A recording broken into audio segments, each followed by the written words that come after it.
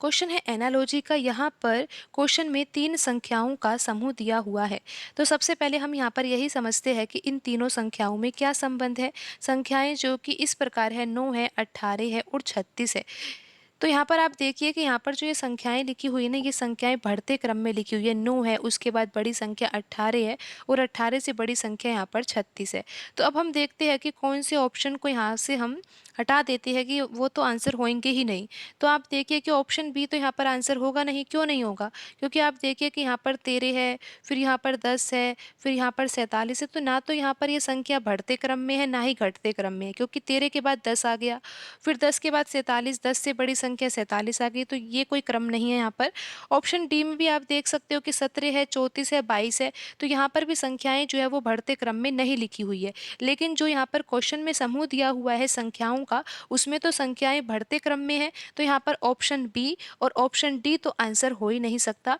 अब बाकी ऑप्शन है ए और सी। तो अब हमें ए और सी में ही जांच करनी होगी। तो अब हमें यहाँ पर पैटर्न भी समझना होगा ना। तो यहाँ पर 9 लिखा हुआ और यहाँ पर 18 है। तो 9 में अगर 2 का गुणा किया जाए तो 18 आ जाता है, और फिर 18 में 2 का गुणा किया जाए तो 36 आ जाता है। तो पैटर्न तो आपको समझ में आ गया होगा और आपको ये भी पता है कि यहाँ पर ऑप्शन बी और डी तो आंसर होंगे ही नहीं। अब हमें जांच केवल ऑप्शन ए और सी में ही करनी है। तो आप यहाँ पर देखिए 8 है, 16 और यहाँ पर 29 है। तो 8 का अगर दुगना किया जाए तो 16 आएगा, जैसा कि आपने देखा कि 9 का दुगना करने पर 18 आ गया। फिर आप आगे देखिए कि 16 में भी अगर 2 का गुणा किया जाए तो क्या 29 आता है? नहीं आता है ना। 16 का दुगना तो 32 होता है। तो यहाँ पर तो 29 लिखा हुआ है। तो ऑप्शन ए में भी ये पैटर्न नहीं लग रहा है। तो ऑप्शन ए भी यहाँ पर आंसर नहीं हो सकता है। तो यहाँ पर अब देखिए ऑप्शन सी ही बचा है। तो यहाँ पर 21 है, यहाँ पर 30 है। 21 में अगर 2 का गुणा किया जाए तो क्या 30 आता है? बिल्कुल भी नहीं आता है। तो यहाँ पर भी यही पैटर्न नहीं लग रहा है। तो अब हमें पैटर्न ही चेंज करना होगा। तो पैटर्न हम यहाँ पर कैसे चेंज करें, क्योंकि आंसर तो इन्हीं ऑप्शन में से होगा। तो आप यहाँ पर ध्यान से समझिए कि हम ऐसा बोल रहे हैं कि 9 में अगर 2 का गुणा किया जाए तो 18 आता है, 18 में 2 का गुणा किया जाए तो 36 आता है। लेकिन यहाँ पर ये जो ऑप्शन दिए हुए हैं ना, तो किसी भी ऑप्शन में ये पैटर्न लग ही नहीं रहा। तो अब हमें पैटर्न ही चेंज करना होगा, हमें किसी और तरीके से यहाँ पर सोचना होगा।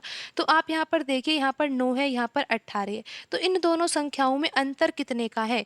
9 में अगर हम 9 जोड़ेंगे ना तो 18 आ जाता है। आप ऐसा भी तो सोच सकते हो। फिर आप देखिए 18 से 36 को प्राप्त करना है। तो 18 में अगर हम 18 जोड़ देते हैं ना तो यहाँ पर 36 आ जाता है। तो यहाँ पर ऑप्शन बी और ऑप्शन डी तो आंसर हो ही नहीं सकते, क्योंकि संख्याओं का यहाँ पर बढ़ता क्रम नहीं है। अब हमें चेक करना है ऑप्शन ए और ऑप्शन सी को। तो ऑप्शन ए में आप देखिए कि 8 से 16 को प्राप्त करने के लिए हमें 8 में क्या जोड़ना होगा? हम 8 में 8 जोड़ेंगे। फिर 16 से 29 को प्राप्त करने के लिए हम 16 में क्या जोड़ेंगे? 16 में हमें जोड़ना होगा 13। तो अब आप यहाँ पर देखिए कि यहाँ पर 8 जोड़ा है, यहाँ पर 13 जोड़ा है, जबकि यहाँ पर जो क्वेश्चन में समूह दिया हुआ है उसमें तो 9 और यहाँ पर 18 जोड़ा गया है। तो यहाँ पर ऑप्शन ए में तो ये पैटर्न लग नहीं रहा है। तो ऑप्शन ए तो यहाँ पर आंसर नहीं हो सकता है। अब हमें केवल यहाँ पर ऑप्शन सी की जांच करनी है। तो यहाँ देखिए, यहाँ पर 21 है, यहाँ पर 30 है। तो 21 से 30 प्राप्त करने के लिए हमें 21 में 9 जोड़ना होगा, और 30 से 48 प्राप्त करने के लिए हमें 30 में क्या जोड़ना होगा? 18 जोड़ना होगा। तो आप देख ही सकते हो कि यहाँ पर पैटर्न वही लग रहा है जो क्वेश्चन में दिए गए समूह में लग रहा है। यहाँ पर भी 9 जोड़ा गया था, यहाँ पर 18 जोड़ा गया था, यहाँ पर 9 जोड़ा गया और यहाँ पर भी 18 ही जोड़ा गया है। तो यहाँ पर ऑप्शन सी सही होगा।